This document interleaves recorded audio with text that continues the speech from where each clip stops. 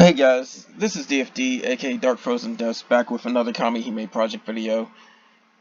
Now, this one is going to be the 6th skill measurement Kun for us.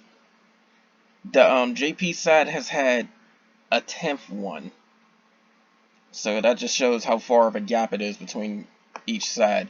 But like before, this is going to basically be a ranking oriented event, so you do want to do as best as you possibly can because you'll rack up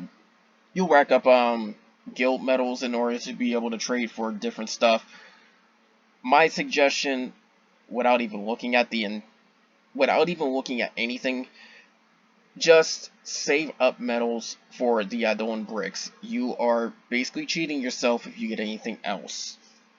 It has been factored in so much. It is one thing a lot of veteran players and myself included just keep saying.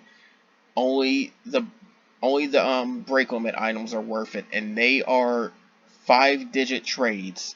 It is 15,000 guild medals for that. So that's just it. Because as much as people are tempted to do something like, say, get gacha tickets, you still get an item you can use to break limit any SSR Idolin, which is pretty good for free players considering the fact that it's hard to get duplicates anyways. So just save up for the break limit item. Don't try to get gacha tickets, don't try to get soul points, don't try to get anything else, because everything else in the list is easily grindable somewhere else. So that's something to know. But anyways, what's stuck on this list is all the different time limits you have and the different targets you have for the skill measurement Kuns.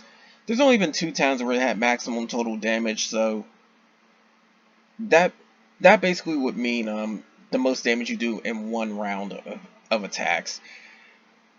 From the 6th one, which is the next one we have onward, it's pretty much total damage in battle, so just try to get as much damage as you possibly can throughout the entire fight. And this one is also one of the shortest at 5 turns. There's a big reason for that one.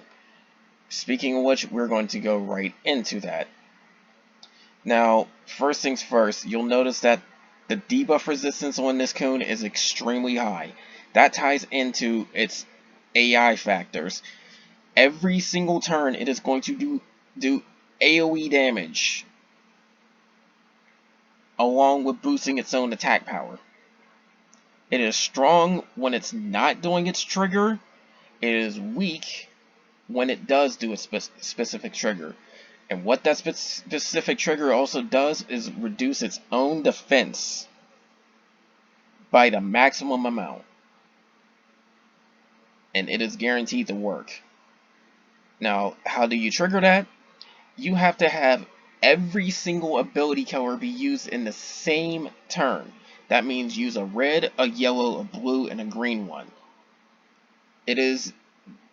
You basically need to have all 4 of them used in the same turn in order to do any sort of damage. And the best way to do that is to pretty much just build up your burst gauges, then do that and unload everything on that same turn.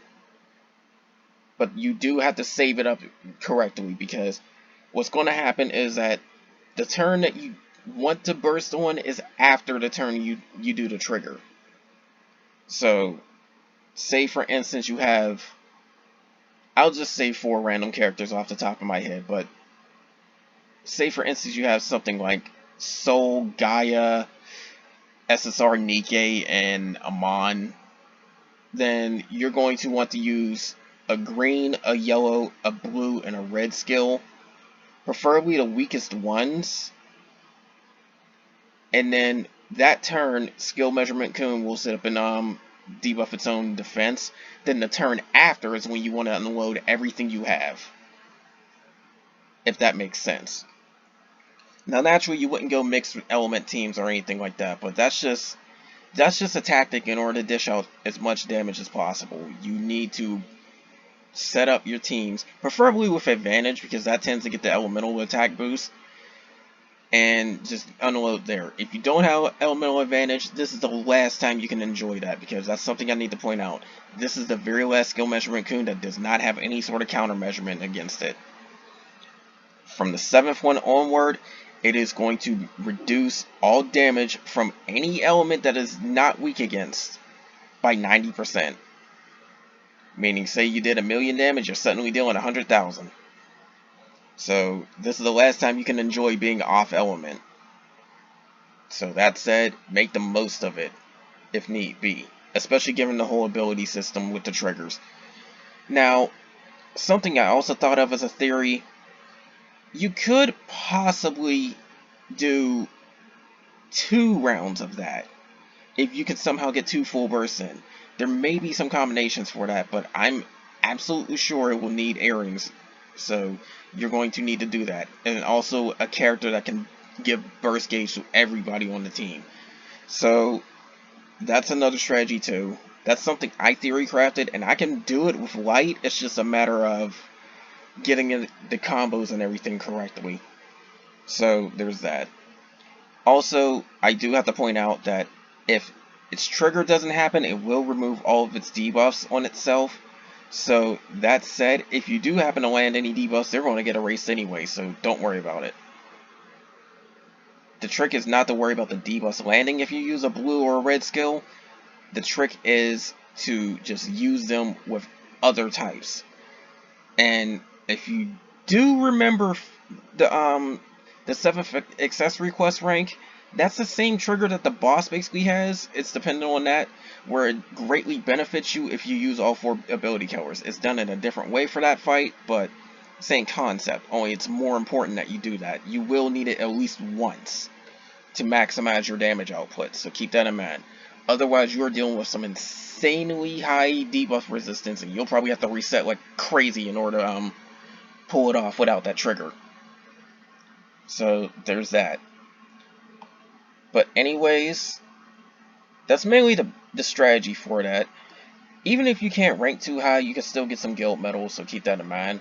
You still get some other stuff that's worth getting as well, like some gacha tickets, Dragonic Eye shards, some magic jewels when you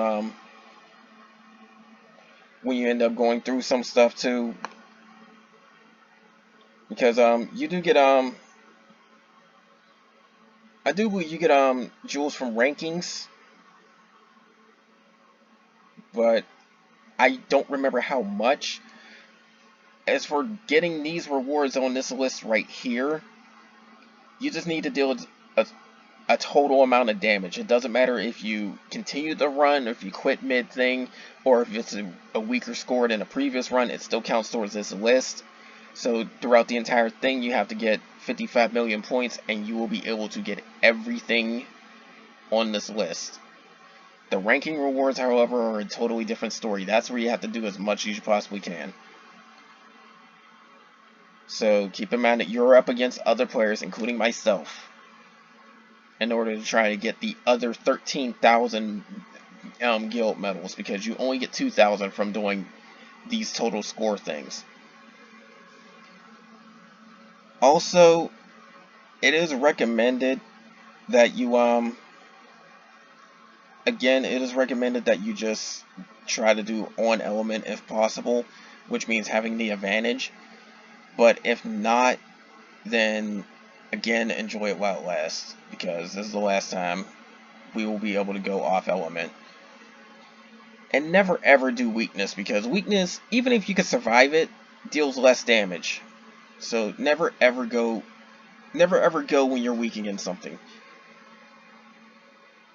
But keep in mind that this also stays open for a while, and you can run it alongside other events.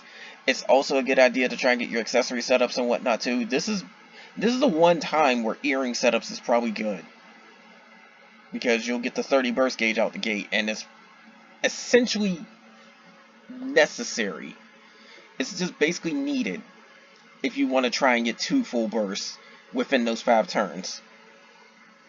But as far as I can tell, you will absolutely need to get it off second turn, and then have to try and build it up again within the next 3.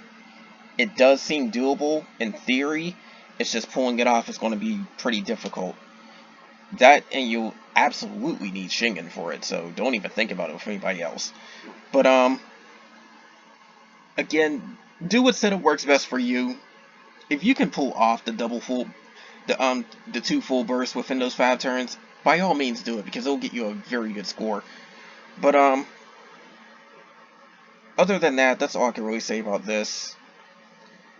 Again, try your best at this, because this actually does seem a little bit frustrating, just off of that mechanic right there. And keep in mind that with the stackable buffs it puts on itself, you can indeed buff removal that, so if you happen to have a skill that fits in with it, so be it. But anyways, that's all for this. More is going to come soon. I'm going to definitely do a video of this because I always do. But again, I cannot stress this enough. When you get your guild medals, do not spend them on anything but the Eidolon brick. I think it's called a Chaldea. But it's that purple little item that's for 15,000 guild medals. You will be seriously shortchanging yourself if you get anything else. Because by comparison, in order to get those, you need to either pay for it, which is usually anywhere between 50 to $100, because it's usually lumped in with a grab bag deal, or you're going to have to go get 20 Dragonic Eyes. So yeah, have fun if you want to do it the hard way. But anyways, again, that's all for this. More is going to come soon. This video is kind of short because it's straightforward in paper, but the actual AI is something you have to work your way around. And again, this is not going to be the last time, because there's still another 4 at least for us. And by then, Japanese side's probably going to have a lot more. But try your best, guys. That's all I can say. This is a ranking-based event, so you're up against other players. But who knows? You might do better than you think. And even if you know you're not going to do that good, do it anyway. There's a lot of free stuff for people that still do it anyways. Speaking of which, too, a lot of people want to spend on gacha tickets. You do get a good handful just from doing this, so keep that in mind. Not to mention, raid events will give you at least a good 20. You never really need to go buy them anyways. But again, that's all I have to say. So, anyways, that's it for now, guys. More of this will definitely come soon, and take care.